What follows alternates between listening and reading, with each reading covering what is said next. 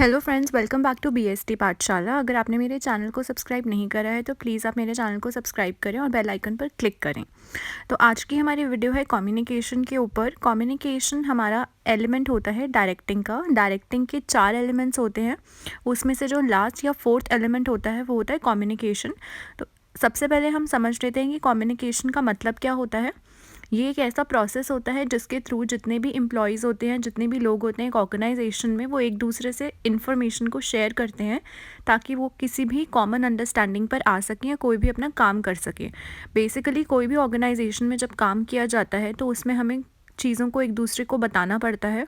Communication is a process by which people create and share information. जब वो एक दूसरे के साथ इन्फॉर्मेशन को शेयर करते हैं, उस चीज़ को हम कम्युनिकेशन कहते हैं। जितनी अच्छी एक मैनेजर की कम्युनिकेशन या किसी भी लीडर की जितनी अच्छी कम्युनिकेशन एबिलिटी होती है, उतनी ही अच्छी हमारी ऑर्गेनाइजेशन की अचीवमेंट होती है गोल्स की। डायरेक्टिंग एबिलिटीज़ जो होती हैं एक मैनेजर की, वो सारी उनकी कम्युनिकेशन स्किल्स पर डिपेंड करती हैं। कम्युनिकेशन स्किल्स बहुत ही ज़्यादा एक इम्पॉर्टेंट टैक्टिक और एक बहुत ही ज़्यादा इम्पॉर्टेंट एबिलिटी होती है किसी भी लीडर में या किसी भी एक एम्प्लॉय में अपनी ऑर्गेनाइजेशन को सक्सेसफुल बनाने के लिए। प्रोसेस ऑफ कम्युनिकेशन में कुछ स्टेप्स होते हैं। हर चीज़ का एक प्रोसेस होता है। जब हम बिज़नेस स्टडीज़ पढ़ते हैं तो उसमें हम बहुत सारे प्रोसेस करते हैं, जैसे प्लानिंग का प्रोसेस या ऑर्गेनाइजिंग का प्रोसेस। तो ऐसे ही हमारा कम्युनिकेशन का भी प्रोसेस होता है। और कम्युनिकेशन का जो भी प्रोसेस हो, कभी भी आप कोई भी चीज़ पढ़ो, बिना फीडबैक के कभी भी कोई कम्युनिकेशन कंप्लीट नहीं होता। एक ऑर्गेनाइजेशन में अगर किसी मैनेजर ने या किसी लीडर ने कोई भी चीज़ किसी को कम्युनिकेट करी है या अपनी कोई चीज़ शेयर करी है, जब तक उससे फीडबैक ना मिल जाए तब तक वो कम्युनिकेशन पूरी नहीं होती। तो हम देख लेते हैं कि प्रोसेस ऑफ कम्युनिकेशन के कितने पॉइंट्स हैं। सबसे पहले होता है सेंडर। सेंडर वो होता है जो एक कोई भी मैसेज किसी को भेजना चाहता है या कोई अपनी थॉट्स, अपनी फीलिंग्स को शेयर करना चाहता है, अपने व्यूज़ को। उसके बाद होता है मैसेज। मैसेज हमारा मेन कंटेंट होता है कि हम क्या कम्युनिकेट करना चाह रहे हैं। फिर होता है एनकोडिंग। जब हम टाइप्ड मैसेज को मशीन लैंग्वेज में कन्वर्ट करते हैं, उसको हम बोलते हैं एनकोडिंग। मीडिया होती है वो ज़रिया जिसके थ्रू हम अपना मैसेज भेजना चाहते हैं, वो पाथ या वो channel through which encoded message is transmitted. फिर होती है डीकोडिंग। डीकोडिंग का मतलब होता है ऐसा प्रोसेस जो हमारी एनकोडेड सिंबल्स को सेंडर रीडेबल लैंग्वेज में कन्वर्ट करता है। फिर आता है रिसीवर। रिसीवर वो पर्सन होता है जिसको सेंडर ने मैसेज भेजा था या जिसको कम्युनिकेशन हमने करनी है। उसके बाद आता है फीडबैक। फीडबैक इंक्लूड करता है वो सारे एक्शंस को जो रिसीवर इंडिकेट करता है कि उसे मैसेज रिसीव हो गया है और उसको वो मैसेज समझ में आ गया है जो सेंडर ने भेजा। It is basically the action of a receiver जो इंडिकेट करता that he has received the message and he has understood the message as well. उसके बाद आता है नॉइज़। नॉइज़ क्या होता है? कोई भी ऐसी ऑब्स्ट्रक्शंस या हिंड्रेंसेस टू कम्युनिकेशन, जैसे कि कोई पुअर कनेक्शन है या कोई इनअटेंटिव रिसीवर है, इनअटेंटिव लिसनर है, डिकोडिंग कभी कभी ख़राब हो जाती है, फॉल्टी डिकोडिंग हो जाती है। वो सारी चीज़ें जो हमारी एक इफ़ेक्टिव कम्युनिकेशन के बीच में आती हैं, उसको हम बोलते हैं नॉइज़। हमारी जो कम्युनिकेशन होती है वो 2 टाइप की होती है। That is communication is broadly classified into 2 categories, formal communication and informal communication. 2 तरीक़ों की ही कम्युनिकेशन हमने पढ़नी है इस चैप्टर में, दैट इज़ डायरेक्टिंग में। फॉर्मल कम्युनिकेशन क्या होती है? ऐसी कम्युनिकेशन जिसको हम ऑफिशियल चैनल्स के थ्रू फॉलो करते हैं। That type of communication which is flows through official channels, जो भी ऑर्गेनाइजेशन ने अपने रूट बनाया है, जिसको हम स्केलर चेन भी कहते हैं। जब हम उस रूट को फॉलो करते हुए कम्युनिकेट करेंगे, that is formal communication. Formal communication जो होती है वो हमेशा अपवर्ड और डाउनवर्ड दोनों डायरेक्शन में की जा सकती है। अपवर्ड कम्युनिकेशन का मतलब क्या होता है कि कोई भी एम्प्लॉय या सबॉर्डिनेट अपनी कोई ग्रीवियंस या अपनी कोई भी सजेशन देता है तो वो अपवर्ड कम्युनिकेशन है जो कि नीचे से ऊपर आ रही है। डाउनवर्ड कम्युनिकेशन होती है जब कोई सुपीरियर अपने सबॉर्डिनेट को कोई मीटिंग का नोटिस भेज रहा है या कोई भी इंफॉर्मेशन देना चाह रहा है, वो होती है डाउनवर्ड कम्युनिकेशन।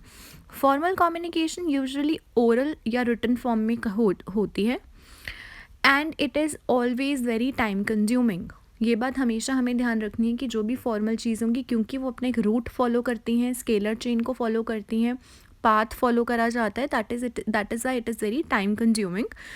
बट जो इन्फॉर्मेशन हमें फॉर्मल कम्युनिकेशन के थ्रू मिलती है, it is usually authentic information, मतलब हम उस पर पूरा ट्रस्ट कर सकते हैं।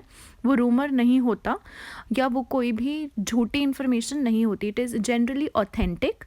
And the purpose of formal communication क्या होता है? ऑर्गेनाइजेशन के ऑब्जेक्टिव्स को अचीव करना। वो बिल्कुल वर्क ओरिएंटेड इन्फॉर्मेशन होती है या वर्क ओरिएंटेड ही कम्युनिकेशन हम करते हैं। सो फॉर्मल कम्युनिकेशन एक तरीके की ऐसी कम्युनिकेशन हुई which is focused on work and it is achievement of goals it is focused as achievement of goals of the organisation. जो हमारी फॉर्मल कम्युनिकेशन होती है वो 2 टाइप की होती है, vertical communication and horizontal communication. अभी हमने डाउनवर्ड और अपवर्ड पढ़ा था, तो वो आता है वर्टिकल के अंदर। 2 कम्युनिकेशन होती हैं, vertical and horizontal. Downward and upward communication comes under vertical communication and horizontal communication होती है जब कोई भी एम्प्लॉयज़ जो सेम लेवल के होते हैं वो एक दूसरे से कम्युनिकेट करें, दैट इज़ हॉरिजॉन्टल कम्युनिकेशन, जिसको हम लेटरल कम्युनिकेशन भी कहते हैं।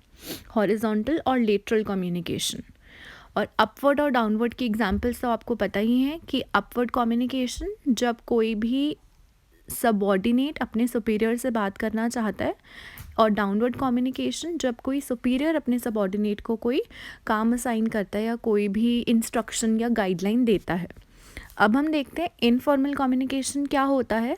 It refers to the communication which takes place without following any formal lines of communication. इसमें हम कोई स्केलर चेन को फॉलो नहीं करते, इसमें हम किसी भी रूट पे या किसी भी फॉर्म में बात कर सकते हैं। It spreads throughout the organization with its branches going out in all the directions. ये बात ध्यान रहे कि इनफॉर्मल कम्युनिकेशन को हम ग्रेप वाइन नेटवर्क कहते हैं। जैसे ग्रेप्स का एक गुच्छा होता है और हमें उसकी ओरिजिन नहीं पता होती, ऐसे ही इनफॉर्मल कम्युनिकेशन का सोर्स ऑफ ओरिजिन हमें नहीं पता होता। That is why it is refer to as grapevine. अगर वर्कर्स हैं वो कैंटीन में चिट चैट कर रहे हैं about the behaviour of a superior, या कुछ ऐसा डिस्कस कर रहे हैं कि some employees are likely to be transferred, but ये ऑथेंटिक इन्फॉर्मेशन नहीं है, ये फॉर्मल इन्फॉर्मेशन नहीं है। इसके थ्रू रूमर्स स्प्रेड किए जा सकते हैं बहुत ईजीली, क्योंकि इनफॉर्मल कम्युनिकेशन जो होती है वो जनरली ओरल होती है, इसके रिटन फॉर्म में नहीं करी जाती, और ये रूमर्स जनरेट करती है because it is not authentic information. ये information social and personal needs of employees की फुलफ़िल करती है। जैसे कि फॉर्मल थी इन्फॉर्मेशन, वो ऑब्जेक्टिव्स अचीव करने में हेल्प करती है। Informal communication is social and personal needs of the employees, कि वो एक दूसरे से इंटरेक्ट करें, आपस में एक सोशल बॉन्ड को फॉर्म करें। सो इस वीडियो में हमने कम्युनिकेशन के बारे में पढ़ा कि वो होती क्या है और उसके 2 types, that is formal and informal communication. और जो फॉर्मल कम्युनिकेशन है वो डाउनवर्ड और अपवर्ड कम्युनिकेशन होती है। So thank you for watching my video. Please subscribe to my channel and like the video. Thank you.